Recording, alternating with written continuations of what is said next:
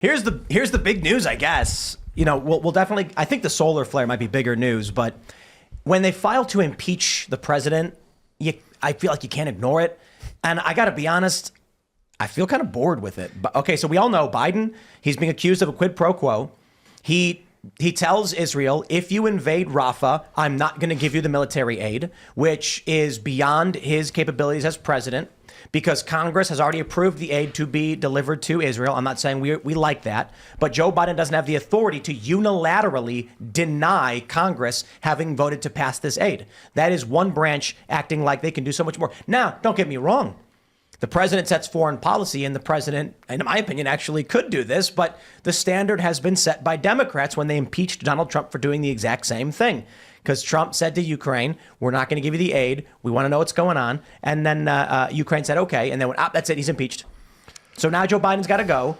And then we can have, I don't know, Kamala Harris, I guess. Oh, geez. Don't get me started. Please, God, no. People are going to jump into the world. why. They're going to jump into the, it was different because Donald Trump did this, or it was different because blah, blah, blah. There's already people beginning to make that argument on Twitter.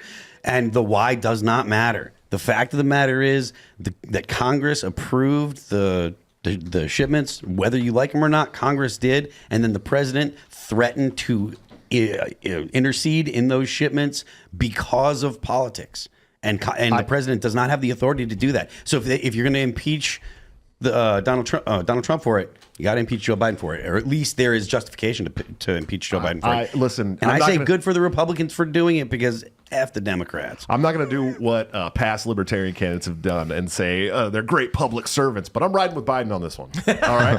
Because look, I believe the president should have the power. Even if they don't, I believe they probably do have the power to veto spending bills. And this is, to me, it's a spending bill. And the AUMF has given the president the power to direct our military all over the world for decades now anyways. So it's good for Biden. Good for Biden. I'm glad that Biden is deciding not to send any more of my taxpayer money to wars that I don't. Can he do it to support. all wars? God, I sure wish he could. Can we just eliminate all the wars? Wouldn't that be perfect? But he won't do that. I would like to see it stopped. Well, I suppose I should say I got to agree. I am also riding with Biden on this one. You're all right. You're live. Well, because let's talk principally.